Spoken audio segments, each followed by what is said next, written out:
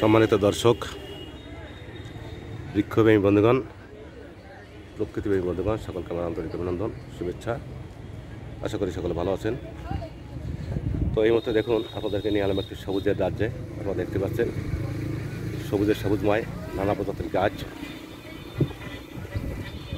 সবুজায়ন করেছে। সত্যি একটি মনোমুগ্ধকর দৃশ্য। এটা কোথায় অবস্থিত সেটা আপনাদেরকে একটু জানিয়ে দিচ্ছি। এটা হচ্ছে গোপালগঞ্জের কোঠাইলপাড়া উপজেলায় পশ্চিম পার যে কাঁচা বাজার মিলে সেখানে এই রাস্তার পাশেই একটি পুকুর পাড় আছে। আপনারা দেখতে পাচ্ছেন একটি পুকুর পাড়। এই যে একটি পুকুর আপনার দেখাচ্ছি। পুকুরের পাড়ে কিন্তু অনেক ধরনের গাছ সুসজ্জিতভাবে দাঁড়িয়ে আছে। এখানে বনজ গাছ, ফলজ গাছ, নানা প্রজাতির সৌন্দর্যবোধক গাছ। এটা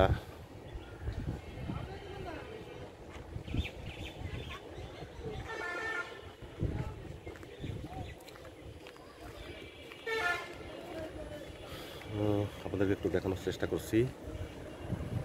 আপনারা যেখান থেকে ভিডিওটি দেখছেন আশা করি সকলেই ভালো লাগবে। দেখুন, আমরা কিন্তু চলে আসছি একটি প্রকৃতির রাজ্যে। কারণ প্রকৃতির বাইরে আমরা কেউ নই। কারণ বৃক্ষ আছে বলেই কিন্তু আমরা বেঁচে আছি।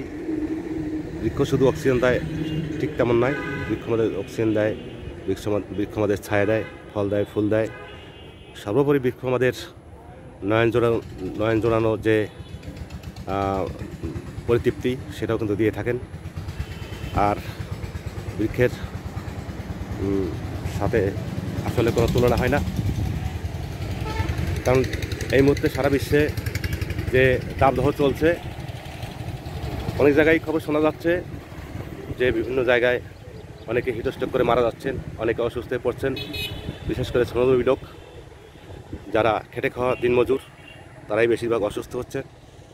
তো আমরা একটা বিষয় খেয়াল রাখবো, এই গাছপালা যেভাবে দেশে নিধন হচ্ছে, এই গাছপালা যদি বেশি পরিমাণ না থাকে তাহলে এই তাপটা শোষণ করে নেওয়ার মতো কোনো পরিবেশ থাকে না। তাই আমাদের সবারই গাছের প্রতি যত্নশীল হতে হবে। গাছ আমাদের বেশি বেশি করে রোপণ করতে হবে। আর যাতে কর্তন কম হয় সেদিকে আমাদের বিশেষ নজর রাখতে হবে। এই জন্য আমাদের সাধারণ জনগণ সহ সকলেরই আমাদের এই বিষয়ে নজর রাখা দরকার। আপনার আমার সকলেরই সহযোগিতা করা দরকার। তো বন্ধুরা, অবশ্যই বুঝতে পারছেন তাপ শোষণ করে নেয় একমাত্র গাছ। তাই গাছকে আমরা যদি বেশি নিধন করে ফেলি তাহলে কিন্তু শোষণ করার মতো কোনো পরিবেশ আর থাকে না।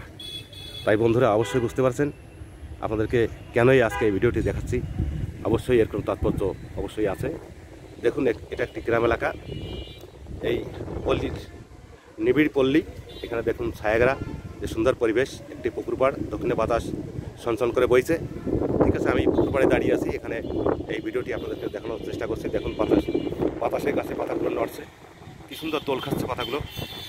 তো বন্ধুরা, অবশ্যই বুঝতে পারছেন দেশে বর্তমান যেভাবে দাবদাহ চলছে, তাতে করে আমাদের গাছই কিন্তু আমাদের একমাত্র অবলম্বন, বেঁচে থাকার অবলম্বন। তাই আমাদের সকলেরই উচিত গাছ রোপণ শুধু নয়, গাছের পরিচর্যা, গাছের রক্ষণাবেক্ষণ, গাছ যাতে কেউ কর্তন না করে সেদিকে আমাদের সবারই সজাগ দৃষ্টি রাখা দরকার। কারণ মাননীয় প্রধানমন্ত্রী আমাদের প্রত্যেকটি জনগণকে অন্তত কমপক্ষে 3টি করে গাছ রোপণের নির্দেশনা দিয়েছেন। কিন্তু আমার কথা হচ্ছে যে প্রধানমন্ত্রী একার পক্ষে তো এটা রক্ষণাবেক্ষণ করা বা এই বৃক্ষরোপণ করা এটা কিন্তু একার পক্ষে সম্ভব নয়। তাই আমরা জনগণ আমরা সকলে মিলে যার যার স্থান থেকে যদি আমরা এটাকে ভূমিকা নেই, এই গাছ রোপণের দিকে নজর দেই এবং গাছ যাতে কেউ কর্তন না করে সেদিকে যদি আমরা সবাই সজাগ থাকি এবং সচেতন হই, তাহলে অবশ্যই আমরা এই দেশ সুবিধাজনক হবে। অক্সিজেন ভাণ্ডার গড়ে উঠবে। অক্সিজেনের যে সংকট এটা দিন দিন কমে আসবে। তাই আমি মনে করি আপনারা যেখান থেকে ভিডিওটি দেখছেন সকলের উদ্দেশ্যেই কিন্তু আমি এই কথাগুলো আজকে বলছি। আমি নিজ উদ্যোগে সারা গোপালগঞ্জে বিভিন্ন শিক্ষা প্রতিষ্ঠানে, আমি রাস্তাঘাটে মোটামুটি কিছু গাছ রোপণ করে আসছি। তো আমার কথা হচ্ছে আমি শুধু গাছ রোপণ করবো, একার পক্ষে কোনোদিনই একটা কাজ, বৃহৎ কাজ করা সম্ভব নয়। যদি সবাই মিলে আমরা যদি সেভাবে সুনজর না দেই আর সবাই মিলে যদি সচেতন না হই, তাহলে কিন্তু একার পক্ষে কোনোদিনই সম্ভব না। আর গাছের সঙ্গে আমাদের পরিবেশের সব কিছুই জড়িয়ে আছে। পরিবেশের ভারসাম্য রক্ষা করে গাছ, কারণ গাছের সঙ্গে আমরা যত খাদ্য আহার করে থাকি, সেই খাদ্যটা একমাত্র গাছ থেকে কিন্তু আমরা পেয়ে থাকি। আর গাছে আরও একটা বিষয় আছে, সেটা হচ্ছে গাছে অনেক পাখির বসবাস। গাছের ফল খেয়ে পাখিরা বেঁচে থাকে, আর অনেক পোকামাকড় পাখিতে খেয়ে এটা পৃথিবীর ভারসাম্য রক্ষা করে। তাই আমাদের সকলেরই উচিত এই পাখিকে রক্ষা করার জন্য আমাদের গাছকে আগে রক্ষা করতে হবে। তাহলে গাছ যদি রক্ষা হয়, তাহলে আমাদের পরিবেশ রক্ষা হবে। অর্থাৎ এক কথায় আমরা বলতে পারি, গাছ বাঁচলে আমরা বাঁচবো। আর গাছ যদি নিধন হয়, তাহলে আমাদের কিন্তু অস্তিত্ব টিকে রাখা সম্ভব নয়।